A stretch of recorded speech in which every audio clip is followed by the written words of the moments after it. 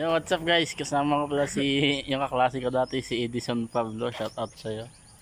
Shout out ko pa, kasama ko na. So, dito kami ngayon ayan, sa, Ang lugar yun. ayan pala yun. Las Tricias Resort Hotel. Dito sa Majayjay, Laguna. Ang lapit, sobra. Marami kayo nag-UGC dito. Apat na oras ang biyahe. Mamaya kayo ng oras. So, ito kasi guys, yung sasakyan niya ay tingnan ko kung ay kanya Toyota. So, bali ayaw mi-start daw.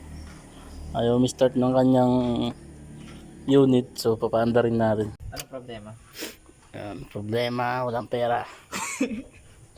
So, ayaw mandar, bago na yung carburetor. Bago na yung fuel pump. So, yan yung pinalitan, bago na yung fuel pump. So, papaanda rin natin yun mga ka-idol. Kaya natin yan. Yan. Yan yung malupitan nating magpapanda ron. Si Edison. Yan. Kapit yan. So magkakape muna kami mga ka-idol. Magkakape muna kami. So what's up mga ka-GMA Garage. May panibago tayong content sa ating YouTube channel, King March TV. Yan na po ang panibagong YouTube channel. Kasi po ang aking YouTube channel na GMA Garage Vlog ay wala na po. Hindi na po bumalik. So pasensya na po kayo.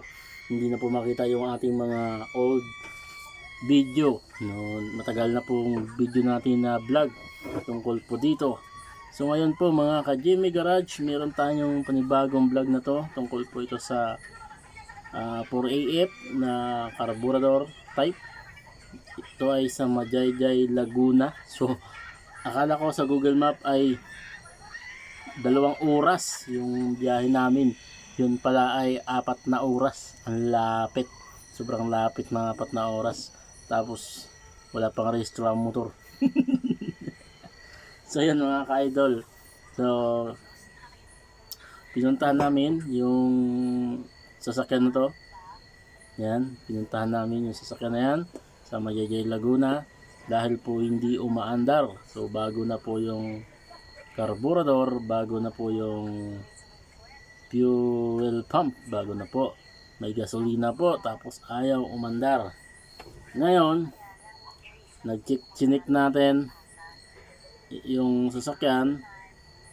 So kinik natin tong sasakyan niya. Ay ang problema po nun ay kuryente.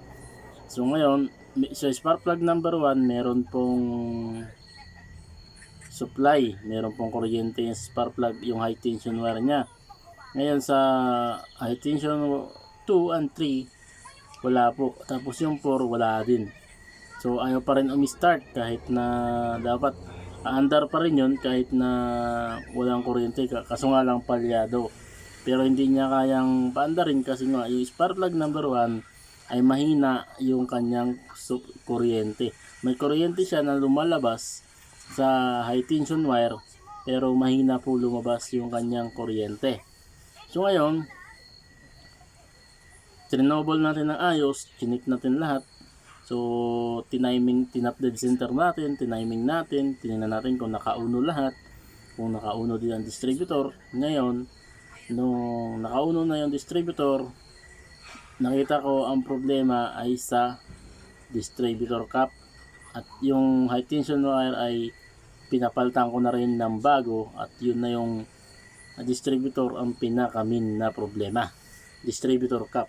So hindi ko pinabili ng buo yung customer, distributor cap lang po kasi nung yung distributor naman, nung pina-start ko yung sasakyan, tinanggal ko yung distributor cap. Tapos yung flat screw ko na mahaba, idinikit ko sa positive. But nung pag-start, umiikot yung rotor, lumalabas yung kuryente, tumatama.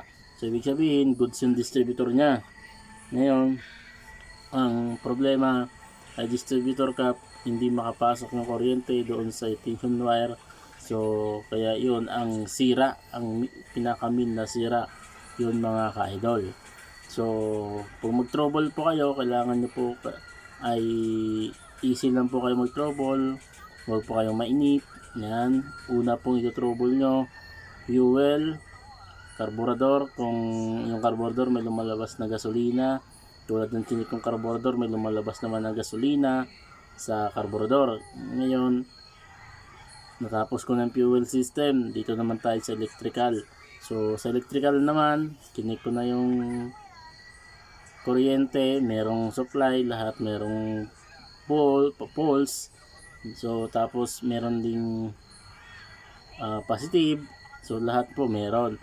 Pagdating sa distributor naman ay kinik ko may kuryente. So may lumalabas na kuryente pero hindi makapasok sa distributor papuntang high tension wire.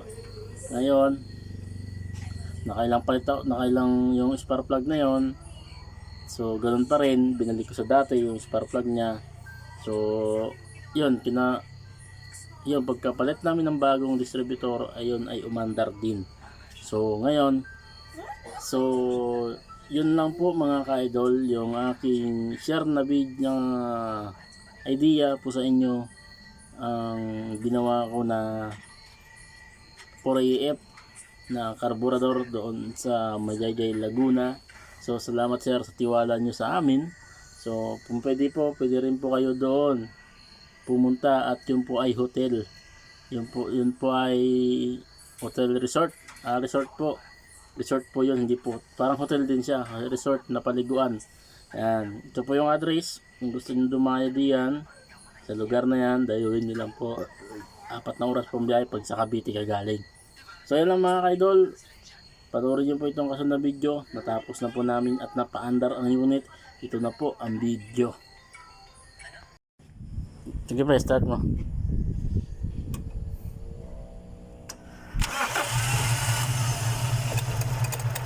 Up. Yeah, sige lang.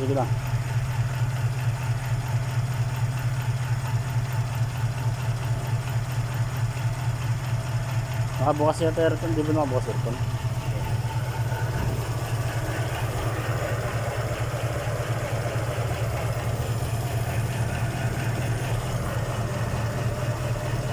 Tahimik yun. Okay lang makarin yan. Normal ako yan.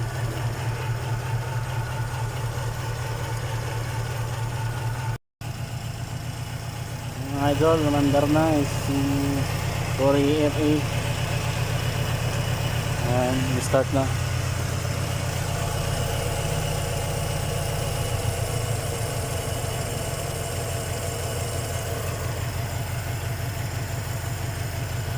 Yan.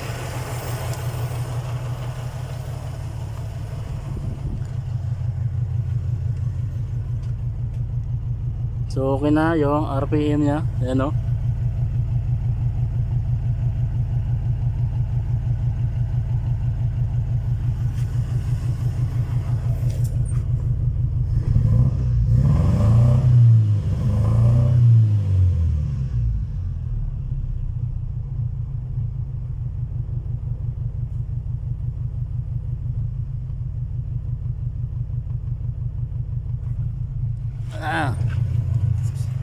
So kasama ko pala yung aking helper na si Edison Pablo.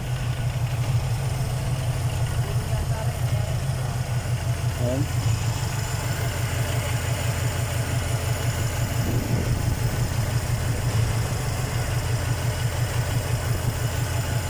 Video ka na yung minor.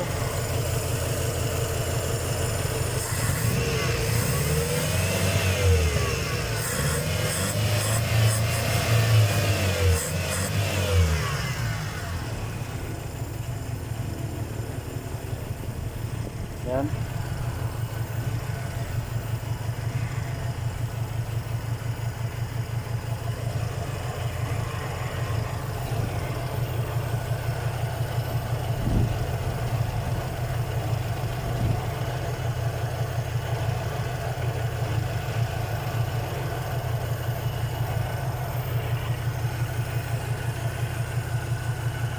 One click na, one click.